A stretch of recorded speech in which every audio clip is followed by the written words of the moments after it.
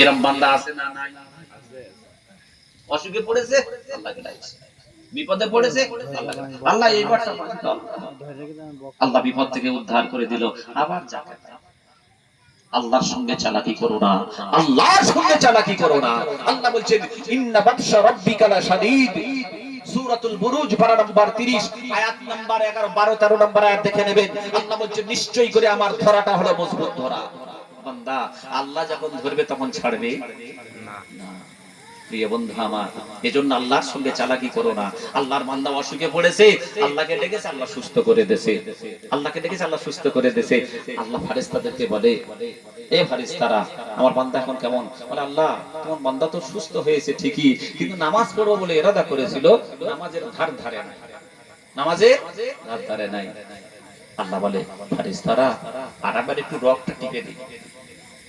আল্লাহর বান্দার আরেকবার রগটা টিপে দিয়েছে, আরেকবার রগটা টিপে দিয়েছে। এই দেখেন তো প্যারালাইজ হয়, মুখ বেঁকে যায়, জানেন তো নাকি? কথা বলে প্যারালাইজড অনেকে মুখ বেঁকে যায় না? হ্যাঁ হ্যাঁ যায়। আল্লাহর ইশারায় ফেরেশতারা যে একটু রগ টিপে দেছে, মুখ বেঁকতে শুরু করেছে। সাইডে দু চারজন ছিল, ওরা বলতে কি খবর রে ভাই, তো মুখ বেঁকে যাচ্ছে। ওদের দেখতে কথা কথা জড়িয়ে আসছে। প্রিয় বন্ধু আমার, কথা যখন জড়িয়ে আসছে, এবারে দু চারজন সাইডে ছিল, বলতে সুবহানাল্লাহ সুবহানাল্লাহ। কি বল? সুবহানাল্লাহ। জীবনে নামাজ পড়ে না, আল্লাহর নামও নেয়নি, আর মুখ বেঁকা অবস্থায় সুবহানাল্লাহ পড়তে পারবে? হ্যাঁ, সকলে যখন বলতেছে ওর মরণের ভয় এসে গেছে, ও তাড়াতাড়ি মুখ সুবহানাল্লাহ পড়তেছে। তাড়াতাড়ি করে ওর যখন আস্তে আস্তে নরমাল হয়ে আসছে, তাড়াতাড়ি করে ওকে ধরে নিয়ে হসপিটালে চলে গেছে। হসপিটালে চলে গেছে, সুবহানাল্লাহ পড়, ও মুখ বেমা শুধু পড়ে যাচ্ছে শুধু গালি। ডাক্তার যখন ঢুকতে যাচ্ছে হসপিটালের ওই গেটের মুখে, যখন একবার বলেছে সুবহানাল্লাহ, ডাক্তার বলে এই get out get out. Doctor বলে সুবহানাল্লাহ পড়তেছে, সুবহানাল্লাহ কি পড়তেছে? সুবহানাল্লাহ পড়তেছে। ওদিকে ওর সুবহানাল্লাহ শুনে দু চারটে রোগী শুধু লাফাচ্ছে। আল্লাহ বলেন ফেরেশতারা কি খবর? বলে আল্লাহ শুধু সুবহানাল্লাহ পড়তেছে। কি পড়তেছে? সুবহানাল্লাহ। শুধু সুবহানাল্লাহ পড়তেছে, শুধু সুবহানাল্লাহ পড়তেছে। আল্লাহ বলেন আমার রহমতের ঘরে জোশ নেমে গেল। ও ফেরেশতারা, আমার বান্দাকে আমি সুস্থ করে দিলাম, ওষুধকে অর্ডার দিলাম, আল্লাহর বান্দা পরিপূর্ণ সুস্থ হয়ে গেছে। জোরে বলেন সুবহানাল্লাহ। এক মাস পর রমজানের রোজা, ক মাস পর ও পরিপূর্ণ সুস্থ হয়েছে। ডাক্তার বলেছে তুমি একটু ঘুমাবে বেশি, ঘুমাবে একটু বেশি।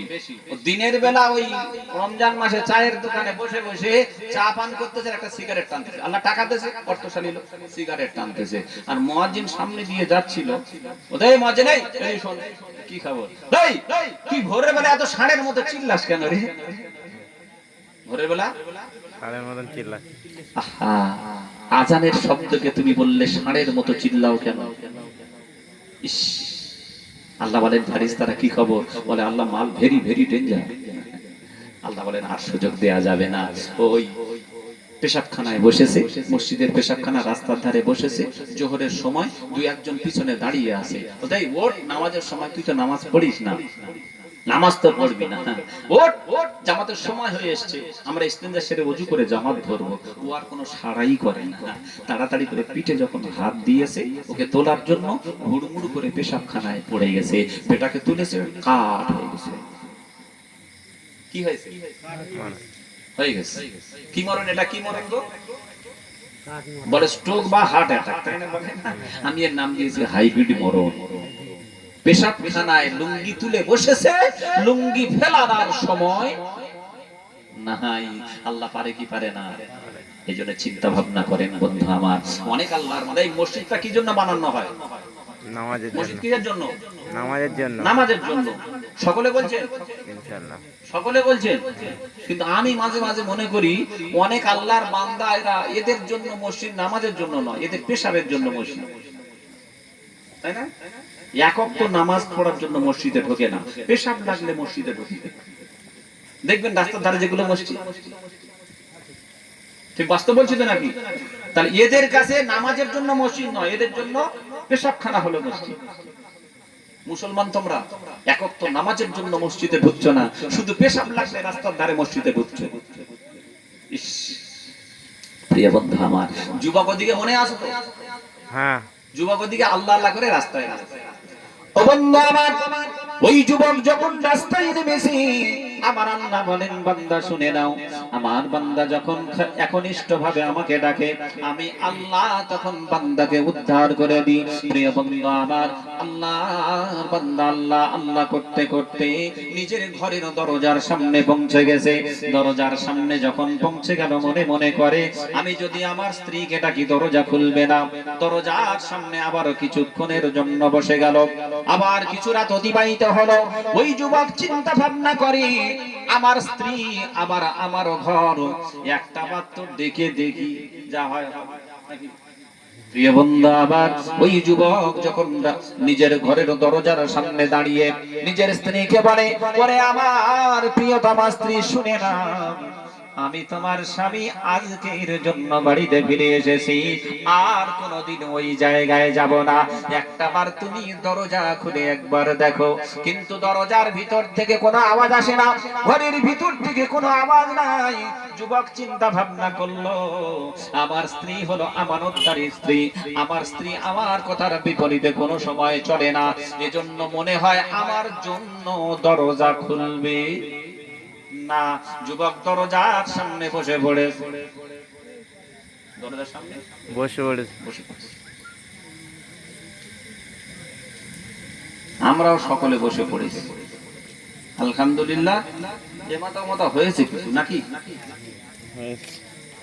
একেবারে শেষের দিকে, মানে মিডিল পয়েন্ট থেকে এসছে আর শেষের দিকে। তা আমি এবার ছেড়ে দিই নাকি? না না, চলুক চলুক। না, আমার তো এবারে ওভার ডিউটি চলছে।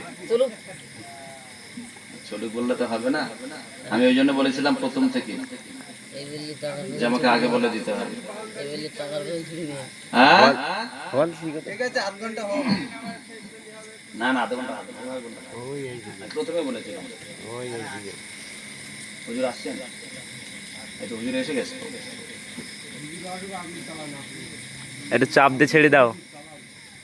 আমি ওই জন্য বললাম প্রথম থেকে একটু টাইমটা বলেন। জাল তো দিছো তো হয় নাকি? এটা তাকবীর দেন, লিল্লাহি তাকবীর, আল্লাহু আকবার। লিল্লাহি তাকবীর। হযরত মাওলানা কারি রফিকুল ইসলাম ভাই সাহেব বলেন জিন্দাবাদ। হযরত মাওলানা হাফেজ মাওলানা কারি রফিকুল ইসলাম ভাই সাহেব বলেন জিন্দাবাদ। বক্তা এসেছে, আমি বিদায় নিচ্ছি। প্রিয় বন্ধু আমার, ওই দরজার সামনে বসা থাক। আর কিছুটা এটা শেষ করে দাও হুজুর। আপনারা প্রথমের দিকে আসেন নি? প্রথমে এই যে শুনিয়াই তো আর শুনিয়াই তো দরজার কাছে বসেছিলাম, আমরা তো যে বসে থাকতে আসছি, তখন আমরা কি করি? 12:30 পর্যন্ত শেষ করার কথা, 10:30 পার করে দিতে। হ্যাঁ, প্রধান বক্তা উনিও কথা রাখবেন, দোয়া করবেন। 2 ঘন্টা পার হয়ে যাবে, 12:30 পার হয়ে যাবে। যাই যাক না, দুটো যাক। না না না, দেখেন আমি আরেকটু টানতাম হয়তো, কিন্তু টানার পরেও ফজর হবে না। দরজা খুলবে না বলছে, হ্যাঁ হ্যাঁ, বলছে দরজা খুলবে না। এরপরে আরো অনেক মানে বিস্ময়কর ঘটনা ঘটে গেছে। 3টে বিস্ময়কর ঘটনা ঘটে গেছে ওখানে। আবার ওই 3টে বিস্ময়কর ঘটনার ব্যাখ্যা করবেন নিজের স্ত্রী। তাহলে 3টে 6টা কি ঘটনা ঘটলো আর কি ব্যাখ্যা হলো, তা আধা ঘন্টা আরো লাগবে। আমি আধা ঘন্টা করতাম, অসুবিধা নেই, আপনাদের ভালোবাসায় করতাম, কিন্তু ফজর হবে না। 2 ভাই মিলে ফজর পর্যন্ত টানতে পারতাম। আর ফজর পর্যন্ত টানতে না পেরে যখন 1-1.5 ঘন্টা আগে ছেড়ে দেবো, ফজরের নামাজ সব কাজা করবে। অনেক নামাজি আল্লাহর বান্দা কাজা করবে, তার থেকে একটু আগে ছেড়ে দেওয়াই ভালো। ফজর পর্যন্ত টানা যাবে না, দুজনে যখন ছেড়ে দেওয়াই ভালো। সারা যাওয়ার হুজুর তারা সে যাবে। আমরা এখান থেকে অনুষ্ঠান শুনে গিয়ে, এই শুনে অনুষ্ঠান শুনে গিয়ে ওই 1-2 ঘন্টা ঘুমাবো। কে বলছে ঘুমাবে না? কি করবে না? ঘুমাতেই হবে। নামাজটা ধরতে পারবেন? নামাজটা ইনশাআল্লাহ 5 ওয়াক্ত নামাজটা ধরতে পারবেন? ইনশাআল্লাহ। যদি 5 ওয়াক্ত নামাজটা ধরতে পারেন, অন্তত আমি এই পর্যন্ত বলবো যে 3টে বিস্ময়কর ঘটনা কি ঘটে গেল। আমাকে পাক্কা কথা দিতে হবে ইনশাআল্লাহ হুজুর, যারা নামাজ পড়েন না এই রকম অন্তত 3 জন। কজন? 3 জন হাত তুলে আমাকে বলবেন, আমি কিন্তু পরীক্ষা করব এলাকার মানুষ দিয়ে। যে ওরা নামাজ পড়ে কি পড়ে না। যারা নামাজ পড়েন না, এই রকম আল্লাহর তিনজন বান্দা হাত তুলে বলবেন, হুজুর ফজর থেকে নামাজটা ধরবো, আমি ওই তিনটে বিস্ময়কর ঘটনা বলবো। দেখছেন না, এটা কি, এদের জন্য কি হবে বলে? কেমন করে ঘুমাও তুমি, ফজরে ঘুমিয়ে থাকবেন, জোহরে জানাজায় নাম আপনার ঘোষণা হবে। সকালে আব্দুল্লাহ ইন্তেকাল করেছে, সকালে ফজরের পর মসজিদ থেকে হাঁকবে, ফজরে ঘুমিয়েছিল, জোহরে জানাজা। কেমন করে ঘুমাও তুমি, ফজর করে কাজা, এমন